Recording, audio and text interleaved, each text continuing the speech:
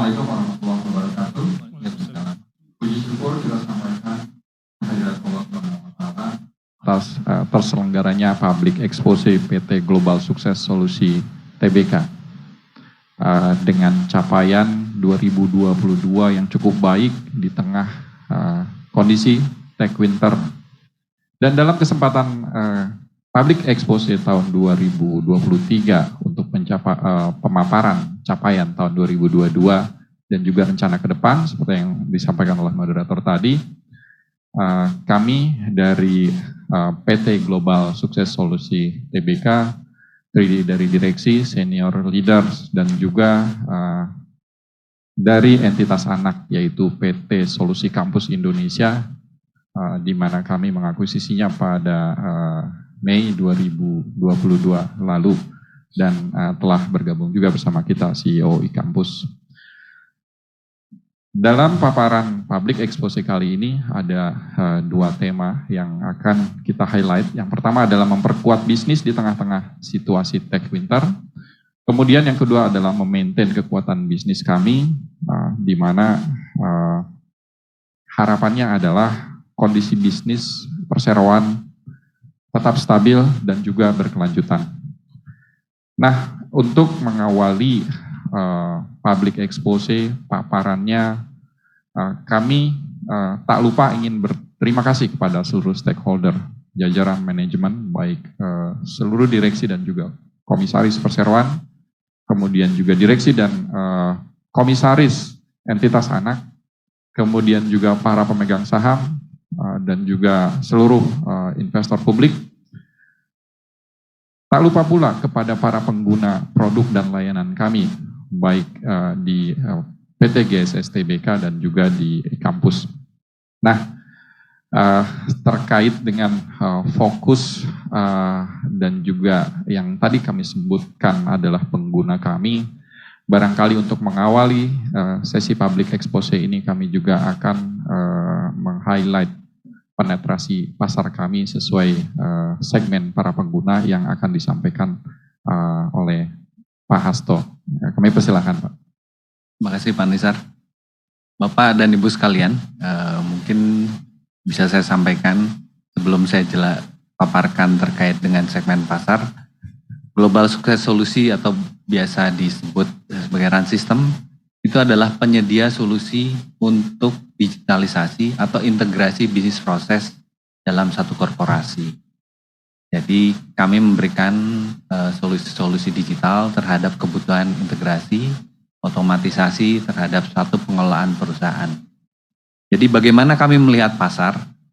Jadi di sini kita melakukan penetrasi terhadap pasar yang sangat besar. Jadi jumlah perusahaan itu lebih dari 65 juta. Yang terbagi kalau kita bagi dalam 4 segmen besar. Pertama untuk perusahaan-perusahaan dengan revenue di atas 50 miliar, kita sebut medium to large enterprise. Kemudian ada small sampai medium enterprise dengan revenue antara sampai dengan 50 dari 4,8 juta revenue per tahun anualnya. Kemudian untuk small enterprise jadi 300 juta sampai 4,8 miliar. Kemudian untuk micro enterprise atau yang biasa disebut UMKM kalau kita gitu. Itu anualnya di bawah 300 juta. Jadi ini kira-kira gambaran bagaimana kita melihat pasar yang ada. Ini yang kita align-kan sebenarnya dengan produk atau solusi yang kita tawarkan. Jadi kalau tadi sudah disebut bahwa kita punya 2 fokus utama, bahwa kita akan coming back stronger pada masa tech winter ini, kita sekarang akan lebih tajam melihat pasar-pasar tadi, termasuk produk-produk yang kita siapkan untuk memberikan solusi. Next. Jadi secara garis besar, portofolio kita terdiri dari 5 solusi atau 5 portofolio utama kami. Jadi solusi yang terintegrasi, jadi kita akan membangun satu ekosistem digital sebagai solusi untuk memperkuat di semua segmen tadi. Jadi mungkin sedikit saya kutip ini dari salah satu shareholder kami ini adalah Mas Fajrin. Beliau adalah Direktur Digital Business Telkom Indonesia. Beliau menyampaikan quotes-nya di sosial media. Sebagai Indonesia leading ERP company, Run System telah melakukan digitalisasi di lebih dari 13 sektor industri di Indonesia. Run System yang merupakan buatan anak negeri telah memberikan kemudahan akses data yang terintegrasi dan akurat melalui modul dan solusi yang dimiliki untuk para pelaku bisnis. Tidak hanya korporasi, BUMN maupun BUMN di Indonesia. Dengan kapabilitas yang dimilikinya, Run System tidak hanya mampu menguasai pasar lokal, namun juga mampu bersaing di pasar global sebagai perusahaan teknologi informasi yang inovatif dan efektif. Mungkin nanti penjelasannya akan saya paparkan berikutnya, tapi ini kira-kira bagaimana pihak luar itu melihat kami. Oke, next. Ini kira-kira gambaran solusi yang ada, yang kita berikan, yang kita tawarkan kepada klien atau calon-calon klien kami. Jadi kita mempunyai 5 produk utama. Jadi di sini ada yang namanya Run System ERP. ERP seperti kita tahu adalah Enterprise Planning yang mengintegrasikan bisnis proses mulai dari proses keuangan, inventory, proses procurement sampai dengan penjualan. Run System ERP sendiri adalah salah satu produk, kita sebutnya full-fledged, jadi ini biasanya diperuntukkan untuk pelanggan kelas medium ke atas. Jadi kalau kita lihat tadi di awal paparan kami, ada segmen medium ke atas dengan annual revenue di atas 50 miliar, ini yang kita sasar. Kemudian di sini ada Run Market. Run Market ini adalah B2B digital marketplace. Jadi di sini adalah mempertemukan antara buyer dan seller. Jadi bisa dibayangkan bagaimana kalau ini terintegrasi mulai dari proses internal pengolahan perusahaan sampai penjualan, sampai dengan pencarian barang dan mempertemukan antara vendor dari si perusahaan tadi. Kemudian kami juga mempunyai solusi. Nama produknya Run System R1, ini diperuntukkan untuk perusahaan kelas menengah. Dan ini memang kalau kita lihat segmen-segmen tadi, masing-masing segmen sebenarnya mempunyai kapabilitas dan kebutuhan serta karakteristik yang berbeda-beda. Kita sengaja menyesuaikan dengan kebutuhan tersebut. Kemudian di sini ada juga e-campus. E-campus adalah solusi manajemen akademi. Jadi di sini memberikan, jadi kalau kita bicara industri yang menggunakan atau mengelola perusahaan, karakteristik kampus sendiri berbeda, tetapi pada ujungnya mereka membutuhkan sistem yang terintegrasi. Ini salah satu produk kami juga yang kita tawarkan untuk segmen yang tadi. Kemudian IKAS.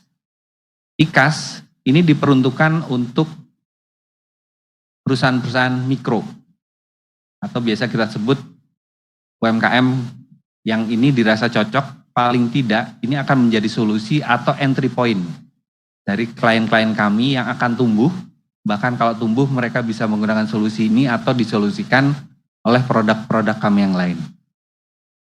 Jadi ini kira-kira gambaran besarnya bahwa produk-produk kami diperuntukkan, diharapkan kita dapat menyasar segmen yang cukup besar tadi. Mungkin itu gambaran awal kita. Next. Nah ini mungkin kita sedikit agak masuk dalam masing-masing produk. Di sini kalau produk Run System atau ERP Run System itu merupakan produk yang diperuntukkan untuk kelas menengah ke atas, biasanya mereka memerlukan atau mengintegrasikan proses dari hulu ke hilir. Jadi di sini modulnya paling banyak dan biasanya paling lengkap. Dan memang dari sisi kebutuhan dan harga itu disesuaikan. Di sini diperuntukkan untuk pelanggan middle up gitu ya. Artinya mereka mulai sangat concern dengan proses keuangan, mulai concern dengan proses validasi dari inventory, kemudian bagaimana mereka mencatat proses penjualan. Jadi best practice yang terjadi saat sudah implementasi bisa saya sampaikan sedikit. Proses-proses sesudah mereka menggunakan sistem, salah satunya adalah mereka bisa melakukan efisiensi terhadap operational cost-nya. Best practice kami dari klien-klien yang menggunakan bisa sampai dengan 20%. Kemudian run market nanti kami akan dibantu oleh rekan kami, Pak Budi, untuk melanjutkan. Monggo Pak Budi.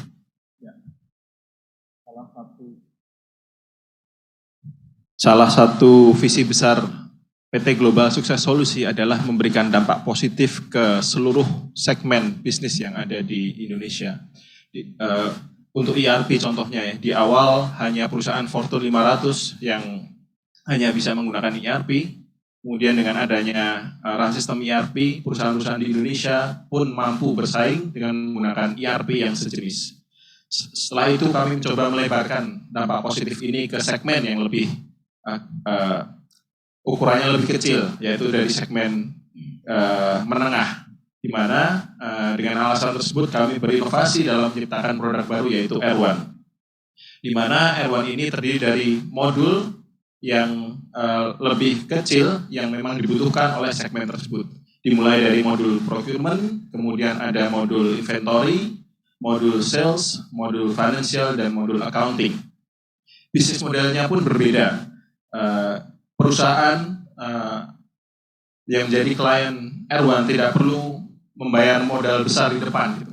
Karena kita menggunakan teknologi SaaS di mana didukung oleh teknologi cloud yang mana pengguna cukup membayar bulanan dengan harga yang sangat terjangkau.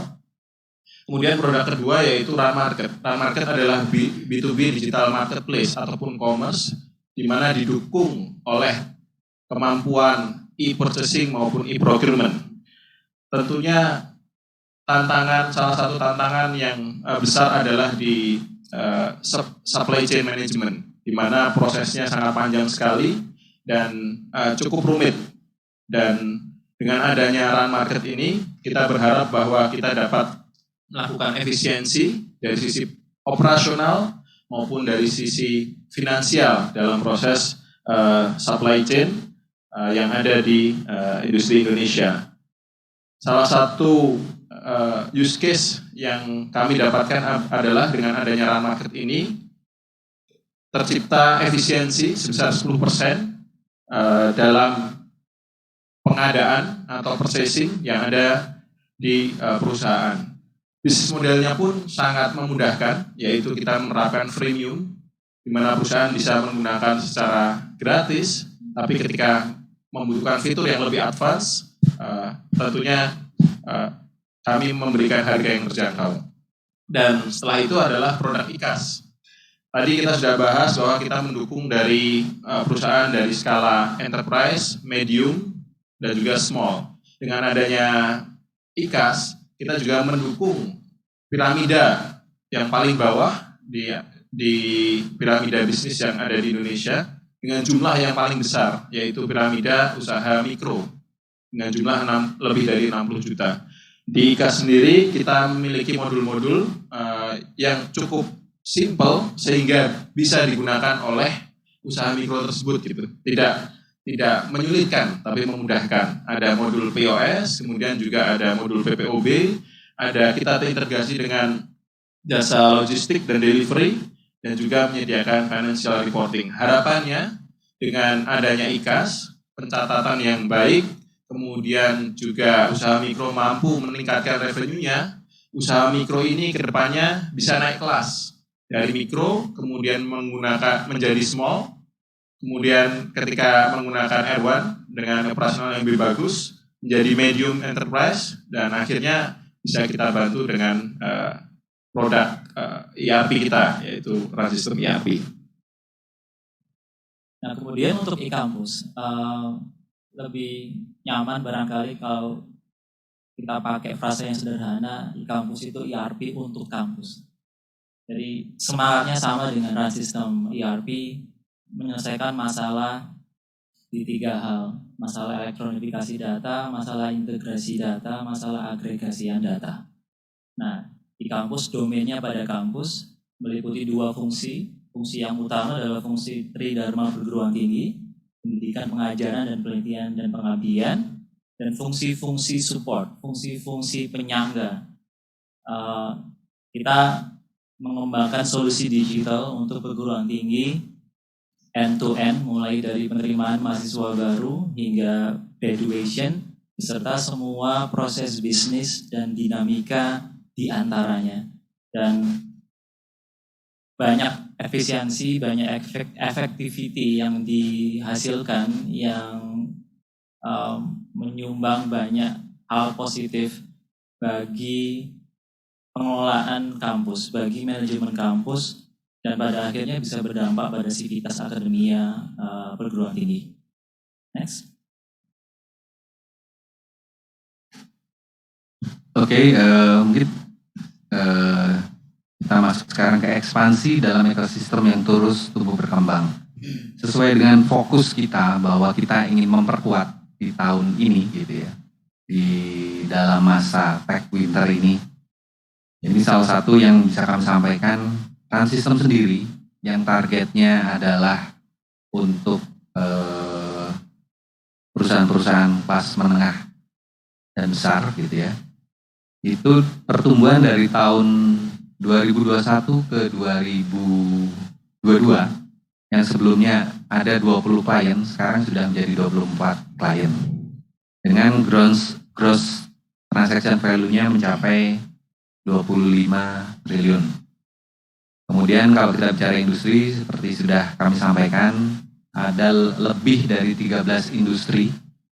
Artinya solusi kami bisa diterima di industri-industri mulai dari manufaktur, mulai dari edukasi, mulai dari misalnya perhotelan gitu ya. Kemudian industri konsultan gitu. Itu sebagai gambaran bagaimana kami berusaha sekuat mungkin untuk bisa masuk dan bersaing dengan beberapa solusi yang lain. Kami juga melihat dampak yang cukup positif terhadap produk-produk baru dari Perseroan.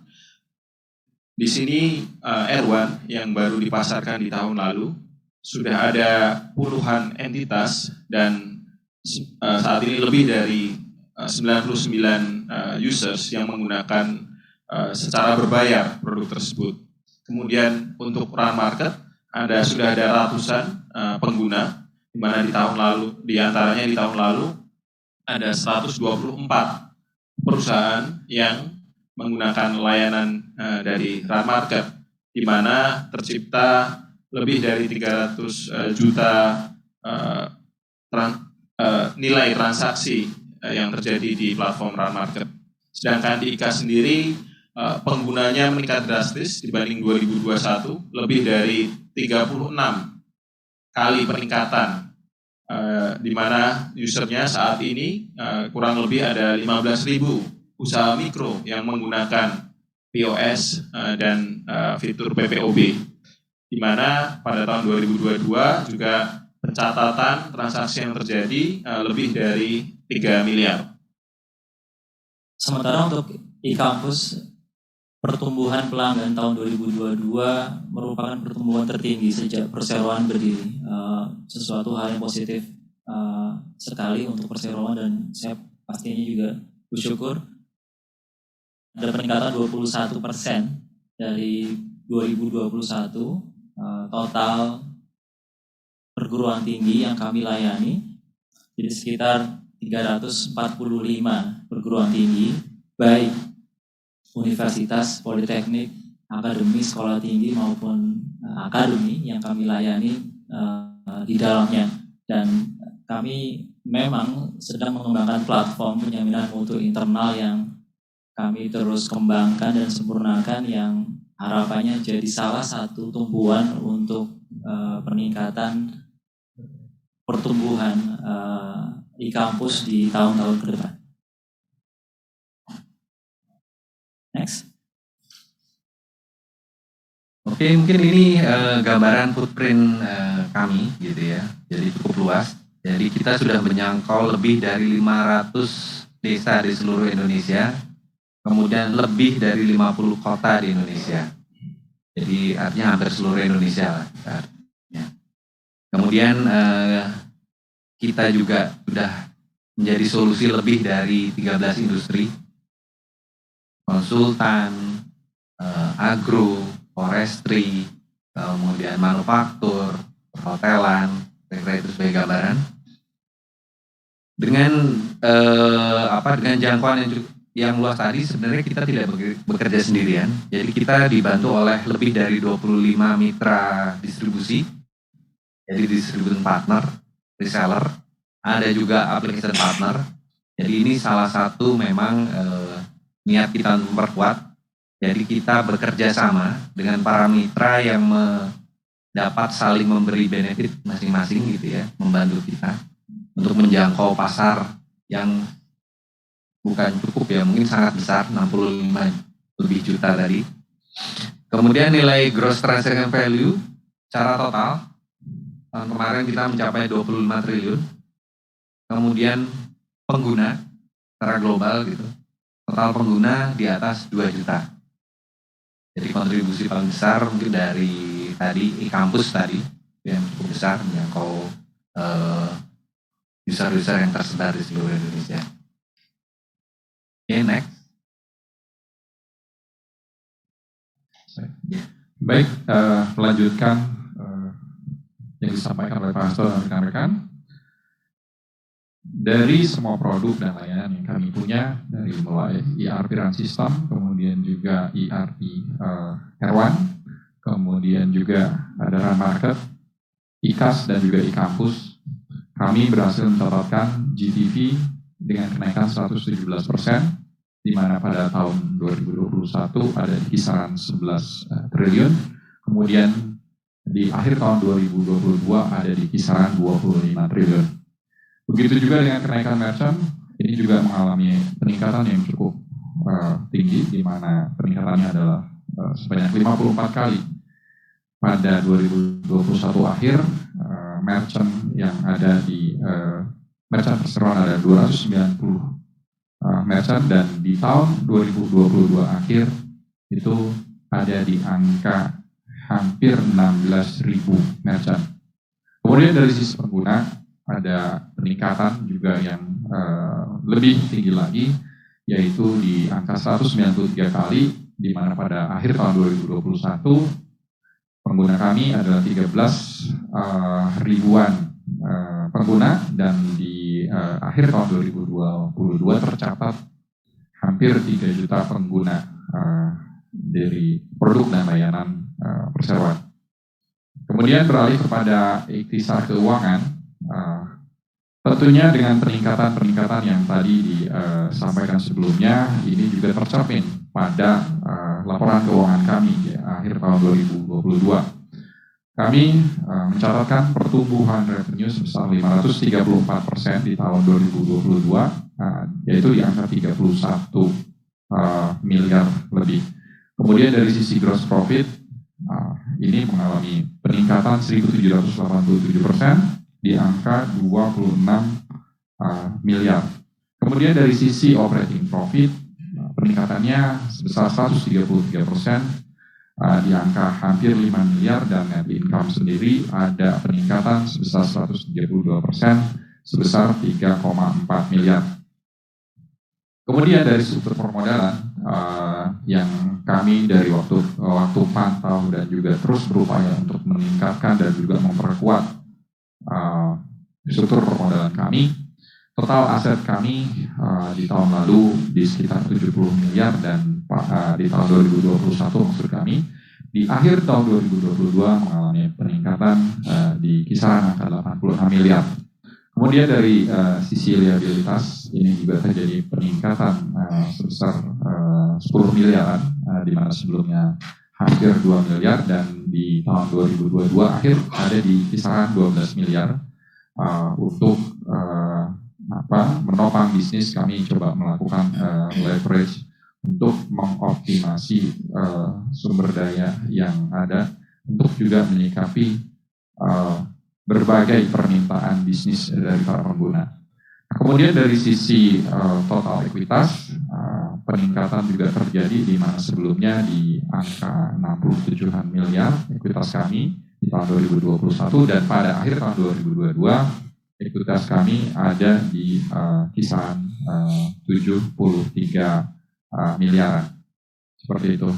Nah, itulah capaian-capaian dari sisi pengguna dan kemudian juga dari financial metrics yang bisa kami sampaikan.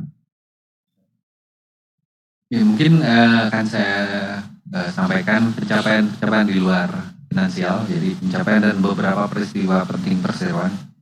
Pertama, tahun kemarin kita mendapat Best Entrepreneur Award untuk startup dari Asian Association of Business Incubation Beijing. Jadi kita merupakan startup Indonesia pertama yang mendapat pengakuan secara internasional dan mendapat award Best Entrepreneur Award. Ini salah satu bentuk pengakuan gitu ya, yang cukup membanggakan buat kami gitu. Artinya apa yang kami lakukan ternyata diapresiasi oleh pihak luar gitu. Kemudian untuk menjaga GCG, kami juga melakukan sertifikasi terhadap 3 hal, terutama untuk memastikan kualitas produk. Kita tahun kemarin mendapat sertifikat ISO 9001 untuk manajemen mutu. Kemudian kita juga mendapat sertifikasi untuk manajemen keamanan sistem informasi ISO 27001. Jadi mungkin Bapak dan Ibu sekalian, seperti kita tahu banyak mungkin isu-isu terutama terkait sistem informasi, masalah data, security, yang itu juga kita lihat kenapa kita cukup cukup optimis gitu ya. Kita harus punya sertifikat ini karena untuk memastikan bahwa kita comply dengan beberapa aturan-aturan, termasuk di dalamnya kita juga tahun kemarin mendapat sertifikasi ISO 37001 manajemen anti penyuapan gitu ya. Jadi kita tahu bahwa ini juga menjadi hal yang penting. Kemudian satu lagi yang memberikan kontribusi revenue, artinya adalah kita mengakuisisi PT Solusi Kampus Indonesia. Kita menjadi sama mayoritas di sana. PT Solusi Kampus Indonesia ini seperti tadi sempat dijelaskan oleh rekan kami Pak Awal, bahwa ini yang memberikan kontribusi revenue termasuk juga jumlah user dengan jumlah di atas 2 juta. Kemudian kita juga melakukan pembelian kembali saham, buyback gitu ya, untuk menunjukkan bahwa kita cukup confidence dengan apa yang kita lakukan, bahwa kita memberikan jaminan juga ke rekan-rekan investor bahwa kita yakin dengan bisnis apa yang kita jalankan. Next. Baik, selanjutnya kami juga ingin menyampaikan terkait dengan kegiatan sosial, di mana salah satunya adalah CSR yang kami lakukan adalah pelaksanaan donor darah, di mana memang mungkin sudah banyak yang melakukan hal yang sama ya, tetapi pada kenyataannya ternyata kegiatan yang biasa-biasa saja ini ternyata mempunyai impact yang luar biasa, di mana banyak juga masyarakat yang membutuhkan, terutama yang dalam kondisi kesehatan yang sedang kritis. Oleh karena itu, kami secara rutin mengadakan donor darah untuk sebagai salah satu kegiatan CSR kami. Jika pada tahun sebelumnya di masa pandemi, kami juga melakukan CSR dalam bentuk pemberian vaksin kepada 2.000 dosis vaksin ya kepada masyarakat di sekitar kota Yogyakarta pada saat itu. Dan dari saat ini ke depan kami juga akan terus melakukan kegiatan CSR ini, tentunya disesuaikan dengan kondisi daripada sosial dan juga kemasyarakatan di Indonesia. Itu dari sisi kegiatan CSR yang bisa kami sampaikan. Nah, kemudian juga ternyata pada kenyataannya semua aktivitas kami baik dari aktivitas bisnis maupun aktivitas sosial yang kami lakukan ini berdampak pada apresiasi dari publik yang bisa tercermin melalui pergerakan harga saham, di mana pergerakan harga saham perseroan ini cukup stabil dan juga positif. Pada akhir tahun 2022 itu di bulan Desember, harga saham berada di kisaran 157, kemudian satu bulan berikutnya ada sama masih 157, tetapi kemudian bergerak naik ke 140 dan di hari penutupan perdagangan kemarin ini naik ke 173. Tentunya ini juga salah satu impact daripada performance bisnis kami yang sebelumnya kami melakukan keterbukaan informasi atas kinerja kami di tahun 2022 kepada otoritas jasa keuangan maupun Bursa Efek Indonesia, yang juga informasi tersebut bisa diakses baik di website Bursa Efek maupun di website perseroan. Dan tentunya kalau kita lihat sama-sama ini juga menjadi concern positif di tengah-tengah, pertama adalah tech winter, yang kedua kalau dari sisi market di tengah-tengah tren IHSG juga yang dalam kondisi yang sedikit menurun. Nah, mungkin itu paparan dari concern pertama yang bisa kami sampaikan. Terus selanjutnya kami kembalikan kepada moderator. Ya. Terima kasih Bapak atas pemaparan bagian awal ulasan mengenai fokus perseroan yang pertama, yaitu bagaimana Run System dapat comeback stronger amidst the tech winter. Terdengar sangat menarik dan juga semakin penasaran audiens apa rencana kedepannya di tahun 2023 dan seterusnya. Untuk itu kita ngebuka untuk lanjutan pemaparan fokus pada yang kedua, yaitu bagaimana Run System dapat maintain strength with stability dan sustainability. Untuk fokus yang kedua ini kita kembalikan kepada Pak Nizar. Baik, terima kasih Mas Irfan. Kami melanjutkan kembali paparan terkait dengan maintaining strength with stability and sustainability, atau kita mencoba mempertahankan ya juga memaintain kekuatan bisnis kami supaya kemudian bisa terus stabil dan juga sustain atau berkelanjutan. Kami dalam maintain bisnis yang tadi stabil dan berkelanjutan ada beberapa rasio financial yang kami dari waktu ke waktu pantau dan juga coba untuk kami kendalikan dari sisi bisnis. Yang pertama adalah gross profit margin, dan ternyata surprisingly ini ada di peringkat kedua di antara 35 tech company yang listing di Bursa Efek Indonesia. Dan capaian tersebut di angka 83,41% GPM tersebut atau gross profit margin tersebut.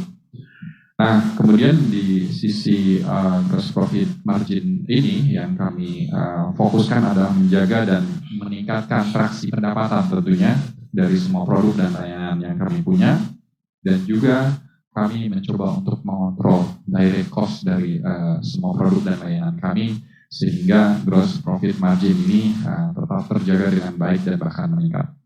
Yang kedua adalah dari sisi operating profit margin atau OPM, ini ada di 14,71%, meskipun di tengah-tengah ekspansi yang kami lakukan, di tengah-tengah memang operational cost juga yang meningkat.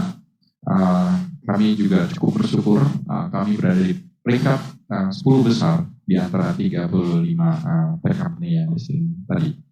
Nah, kemudian dari sisi OPM ini fokus kami adalah tetap menjaga pertumbuhan pendapatan dan juga menjaga tentunya efektivitas dan efisiensi daripada operasional kami.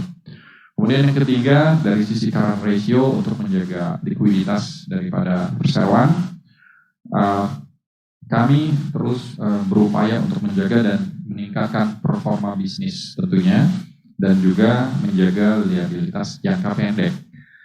agar likuiditas tetap terjaga dengan baik dan memang pada kenyataannya kami ada di peringkat 5 besar ternyata di di antara 35 listed company di antara atau di sektor teknologi, yaitu current ratio kami ada di angka 2.129%.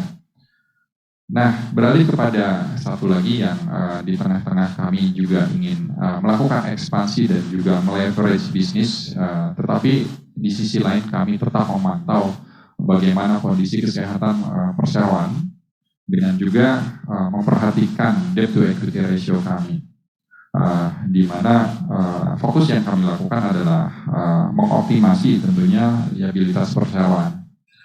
Baik itu dalam rangka untuk ekspansi maupun investasi sifatnya. Dan kemudian tentunya berbarengan dengan hal itu kami juga tetap melakukan aktivitas bisnis untuk memperkuat struktur permodalan perseroan dan angka debt equity ratio kami ada di kisaran 18%. Dan di antara tech company yang lain ini ada di 10 atau di kisaran ranking 10-11. Nah, itu yang bisa kami sampaikan terkait dengan fokus kami dalam memperhatikan beberapa key financial metrics kami. Fokus kedua yang dilakukan perseroan dalam menjaga performa yang baik untuk tahun-tahun ke depannya adalah dengan memperkaya kolaborasi melalui integrasi dengan partner maupun dengan ekosistem. Integrasi yang kami lakukan ini kemudian akan bisa diakses atau digunakan oleh seluruh produk dari perseroan sehingga memiliki tingkat keefektifan dalam operasional maupun dalam kebermanfaatannya. Yang pertama yang sedang kami lakukan adalah integrasi dengan partner e-signing kami, yaitu salah satunya dengan Peruri, yaitu untuk produk e-materai, kemudian cap digital, digital signature, dan juga sertifikat digital. Yang mana sertifikat digital ini kemudian nanti bisa kami kolaborasikan dengan e-kampus untuk memperkaya servis atau layanan terhadap universitas maupun mahasiswa. Saat ini kami juga membuka untuk partnership dengan partner-partner lainnya sehingga kami memiliki servis atau layanan e-signing yang lebih kaya ataupun lebih beragam. Yang kedua adalah inovasi dalam financing, yaitu embedded financing, di mana di salah satu produk kami yaitu Run Market kami melakukan mendukung dalam supply chain di mana mempertemukan antara buyer dan seller. Harapan kami dengan adanya embedded financing ini kita lebih memudahkan antara buyer atau seller dalam melakukan operasional bisnisnya sehingga lebih mudah untuk melakukan ekspansi. Yang ketiga adalah tax service. Di setiap perusahaan yang kami bantu dengan ERP tentunya pasti membutuhkan layanan pajak, di mana layanan tersebut beberapa di antaranya adalah pengelolaan pajak, pembayaran pajak maupun pelaporan SPT dan PPN. Oleh karena itu kami juga bekerja sama dengan salah satunya dengan pajak.io dalam memberikan layanan tersebut sehingga layanan tersebut dapat diakses secara seamless, secara mudah dengan experience yang sangat membantu ke dalam seluruh produk atau layanan yang ditawarkan perseroan. Dan banyak banget nilai yang dibawa oleh holding, integrasian dengan para pihak itu diharapkan benefited bagi sivitas akademia yang dikelola oleh kampus. Siapa yang memberikan nilai paling banyak dia yang menang. Konon katanya begitu. Jadi kami berharap bahwa 345 pelanggan yang sekarang kami layani dari berbagai jenis perguruan tinggi dosen, mahasiswa, tenaga kependidikan, dan juga pengurus perguruan tinggi dapat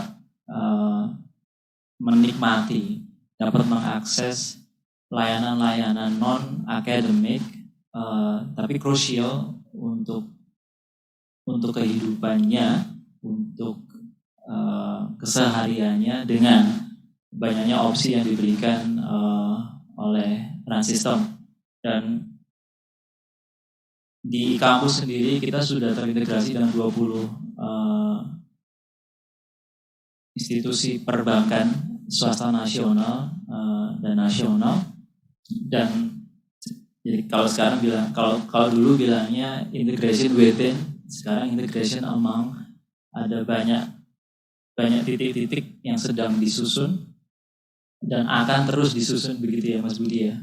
Kami mengundang kawan-kawan untuk bersama-sama saling menciptakan sinergian nilai. Harapannya sinergian ini saling berkelindahan, jadi saking eratnya nggak bisa dilepas begitu. Next.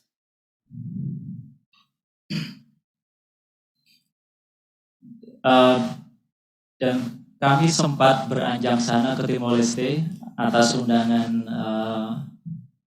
Telkomsel. Di dalam foto yang kami sajikan, kami berkesempatan begitu untuk mengembangkan, untuk berekspansi, bertemu dengan pihak-pihak yang bisa saling memberikan value, baik bisnis maupun non-bisnis. Kerjasamanya demikian. Dan di Timor Leste kita dipertemukan dengan seluruh kampus di Timor Leste dan juga kementerian-kementerian yang ada di Timor Leste. Kami memaparkan solusi corporate ERP yang kita punya dan sambutannya baik sekali. Selain itu, kami juga mencoba membangun relasi dengan distributor penjualan yang ada di berbagai belahan dunia. Salah satunya adalah di bulan lalu kami baru saja menghadiri event South by Southwest, Tech Conference dan Exhibition, di mana kami bertemu dengan banyak sekali perusahaan teknologi dan juga rekan-rekan perusahaan yang serupa, sehingga harapannya kami bisa melakukan kolaborasi yang lebih luas, tidak hanya di dalam negeri tapi juga di luar negeri. Selain itu, kami juga bertemu dengan Business Forum Community yang ada di Houston dengan didukung oleh KJRI Houston. Setelah itu kami juga berkunjung ke Los Angeles, di mana kami bertemu Business Community di sana dan didukung oleh KJRI Los Angeles. Harapannya dengan melakukan hal-hal tersebut, kita mulai menanam bibit untuk ekspansi ke depannya ke luar negeri. Harapannya kita dapat membagi resiko dengan memperkaya sumber-sumber pertumbuhan dari perseroan. Harapannya dengan ini perseroan dapat tumbuh dengan lebih cepat dan lebih luas dan memiliki dampak positif yang signifikan terhadap industri teknologi maupun industri lainnya. Next. Satu lagi yang mungkin saya lupa untuk menyampaikan bahwa di bulan ini kami juga menghadiri eksibisi perusahaan teknologi yang ada di Hannover, Jerman, di mana kami di sana menjadi salah satu peserta dan sudah memiliki beberapa rencana untuk bertemu dengan key partner, sehingga harapannya hal tersebut juga berdampak positif ke perseroan. Next. Ya, thank you Mas Budi dan Bapak-Bapak sekalian atas pemaparannya.